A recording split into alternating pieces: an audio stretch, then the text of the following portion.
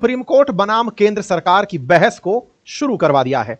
आज supreme court को भारत के राष्ट्रपति की तरफ से 14 सवाल भेजे गए हैं और पूछा गया है कि अगर आप कानून का इतना ही सही इंटरप्रिटेशन जानते हैं तो ये लीजिए हमारी तरफ से प्रश्न और इनका जवाब समय रहते भिजवा दीजिएगा।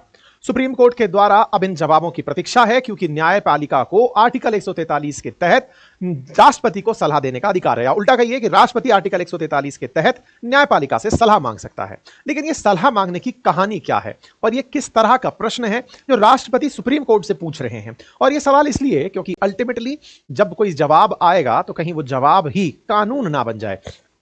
आपसे राय मांगी गई और राय मांगकर आपसे अगर जवाब के अंदर आपने कुछ ऐसा कहा जो भविष्य में वर्डिक्ट के रूप में इस्तेमाल हुआ जाने लगा, तो ऐसी चिंता के देखते हुए सुप्रीम कोर्ट ने संवैधानिक बेंच बिठानी होगी। और संवैधानिक बेंच में जब जजेस बैठेंगे तो निर्णय सोच समझ कर देंगे। तो आइए आज के सेशन में शुरुआत करते हैं इस जानकारी की और जानने का प्रयास करते हैं कि क्या है द्रौपदी मुर्मू के द्वारा की गई पेशकश। हमारे राष्ट्रपति ने वो कौन से 14 सवाल हैं जिन्हें राष्ट्रपति के द्वारा सुप्रीम कोर्ट को भेज दिया गया है।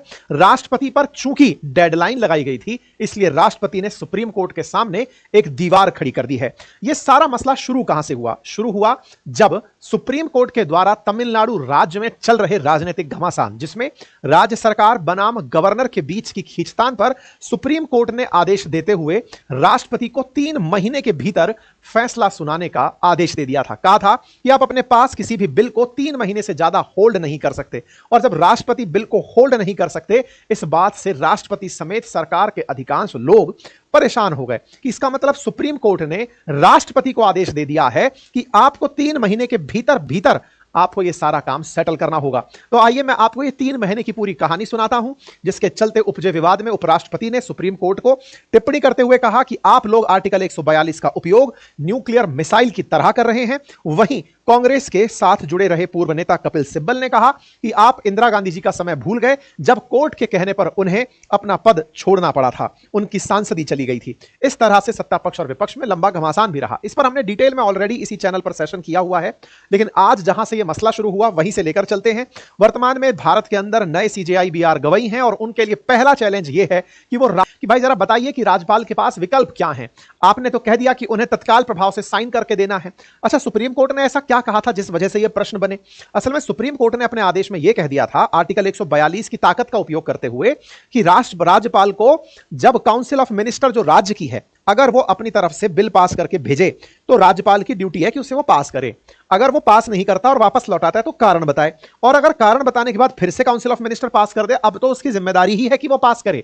अगर पास नहीं करता, राष्ट्रपति के पास भेजता है, तो हम ये डिसाइड करेंगे, हम ये चेक कर सकते हैं कहीं ऐसा तो नहीं है कि राज्यपाल सरकार के खिलाफ होने के चलते या सरकार की नीतियों के समर्थन में ना होने पर ऐसा फैसला कर रहे हैं। हम उसकी न्यायिक समीक्षा तक कर डालेंगे।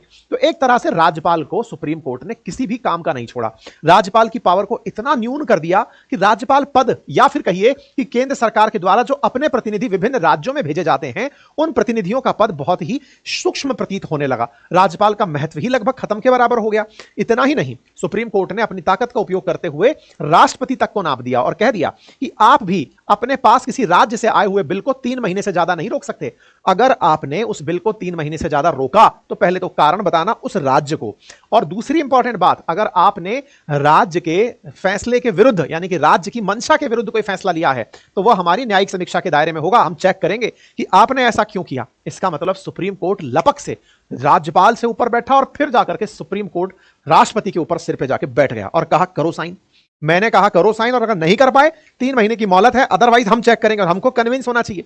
मतलब ये बिल्कुल ऐसा हो गया कि हमारा देश का राष्ट्रपति भी खुद को यही समझने लग गया कि मुझे संविधान ने दर्जा दिया है, मैं संरक्षक हूं संविधान का, और आज सुप्रीम कोर्ट कह रही है कि मेरे अनुसार काम करो। राष्ट्रपति के साथ जो ये बर्ताव हुआ, इसके खिलाफ काफी ज्यादा प्रोटेस्ट भी हुए। मतलब कोर्ट न्यायपालिका के खिलाफ तो प्रोटेस्ट नहीं, दबे स्वर में जो है ना वो इनके खिलाफ विरोध हुआ। खैर, राज्यपाल फैसला लेते समय मंत्रिपरिषद की क्या सलाह से बंधे हुए हैं? और अगर सलाह से बंधे हुए हैं ही तो अगला सवाल तो यही बनेगा, फिर राज्यपाल की जरूरत क्या है? अगर उसको फैसला मंत्रिपरिषद के अनुसार लेना ही है तो राज्यपाल हटा दो। मंत्रिपरिषद ने कह दिया तो कबूल है। तीसरा सवाल, क्या राज्यपाल के फैसले को अदालत में चुनौती दी जा सकती है?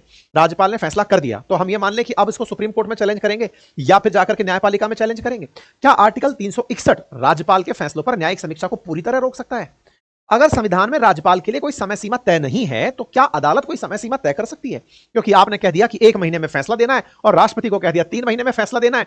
भाई कहां लिखा हुआ है ये? संविधान की कौन सी पुस्तक में लिखा हुआ है कि आपको 3 महीने में फैसला देना है? आपको यह लगता है कि जनता का काम नहीं अटकना चाहिए तो उसका तरीका बता सकते हो, उस पर अपनी टिप्पणी कर सकते हो, फैसले दे सकते हो, लेकिन आपने तो दिशा दे दी कि आप 3 महीने में ही करोगे, यानी कि आपने तो राष्ट्रपति को आदेश दे दिया। इस विषय के ऊपर बात हुई। साथ ही क्या राष्ट्रपति के फैसले को भी अदालत में चुनौती दी जा सकती है? राष्ट्रपति ने अगर फैसला कर दिया और आप कह रहे हैं कि हम उसकी न्यायिक समीक्षा करेंगे, आप मतलब राष्ट्रपति से ऊपर बैठे हुए हैं, क्या राष्ट्रपति के फैसलों पर भी अदालत समय सीमा तय कर सकती है? 3 महीने का जो विशेष रूप से आर्टिकल 200, 201, 361, 143, 142, 145 क्लॉज 3, 131 से संबंधित मामले इन्वॉल्व थे, जिनमें सबसे ज्यादा विवादित है 200, जिसके चलते सारा विवाद हुआ है।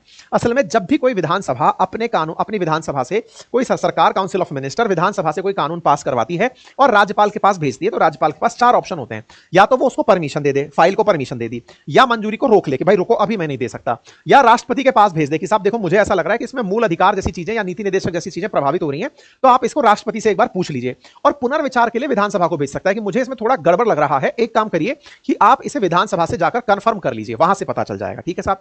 तो तमिलनाडु सरकार के द्वारा जो भी कानून बनाए गए थे उन कानूनों के लिए उन्हें राज्यपाल के पास जाना था, लेकिन राज्यपाल महोदय ने उन कानूनों को अपने पास होल्ड कर लिया, कुछ दिन होल्ड किया, बाद में लौटाया, फिर ऊपर राष्ट्रपति के पास पहुंचा दिया। ऐसे में यह मसला सुप्रीम कोर्ट लेकर तमिलनाडु सरकार पहुंच गई। तमिलनाडु सरकार के पहुंचने पर सुप्रीम कोर्ट ने आदेश सुनाते हुए कहा कि ना तो राष्ट्रपति और ना ही गवर्नर, इनके पास ऐसी कोई एब्सोल्यूट पावर नहीं है कि हम रोक लिए तो हम ही सब कुछ करेंगे।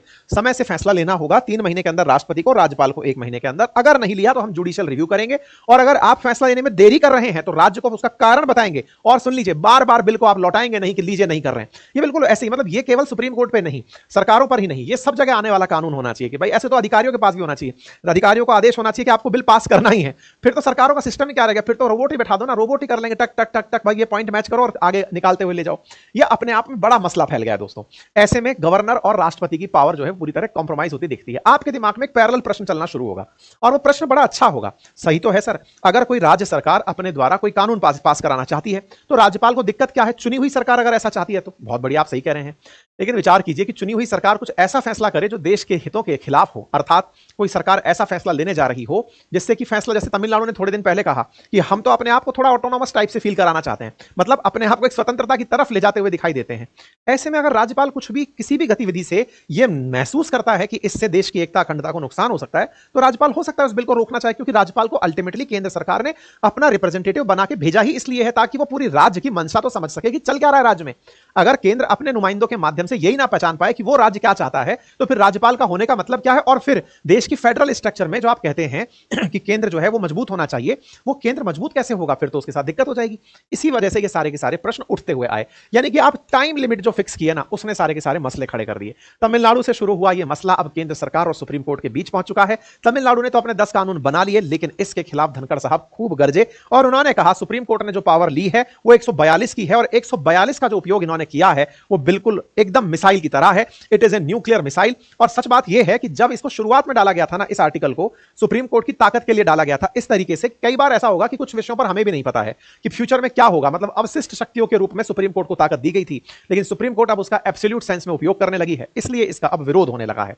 धनखड़ साहब ने यह भी कहा कि जब आपके यहां के कोई जज अपने घर में रखे हुए नोट के बोरों समेत पकड़े जाते हैं, उस समय पर एफआईआर नहीं होती, तब न्यायपालिका क्या कर लेती है? यह प्रश्न बड़ा था और इस पर मैंने डिटेल में ऑलरेडी सेशन किया हुआ है, इसलिए आज तो प्रश्न केवल इतना ही है कि अब सरकार की तरफ से, यानी केंद्र सरकार की तरफ से राष्ट्रपति ने 14 प्रश्न भेज दिए हैं। अब राष्ट्रपति को जब इनके जवाब मिलेंगे तो देश के अंदर नई व्यवस्थाएं पैदा हो जाएंगी। व्यवस्थाओं से मेरा मतलब है कि आने वाले समय में राज्य के और केंद्र के कानून पास करने के जो तरीके हैं उनमें एक नई दिशा मिल जाएगी। ठीक है, बाकी तो इसमें कुछ भी ऐसा बताने लायक नहीं है, पुराने सेशन में मैंने ऑलरेडी सारी जानकारियां दी हुई हैं। अभी के लिए फिलहाल आप इतना ही जान लीजिए कि यह अपडेट है। थैंक यू सो मच, अपना ख्याल रखें। बाकी रविवार के दिन एक हमने पर्सनलाइज्ड रोड मैप को ध्यान में रखते हुए आपके लिए एक वेबिनार रखी है, सेमिनार मास्टर क्लास टाइप से कुछ रखा है, आप जाके उसे ज्वाइन कर सकते हैं। बाकी अगर आप मेरा रिकॉर्डेड कोर्स पढ़ना चाहते हैं, लाइव कोर्स देखना चाहते हैं for UPSC and state PCS, जाके आप ज्वाइन कर सकते हैं। मेरे हैंड रिटन नोट्स उपलब्ध हैं जिन्हें आप घर बैठे मंगा सकते हैं। Thank you so much.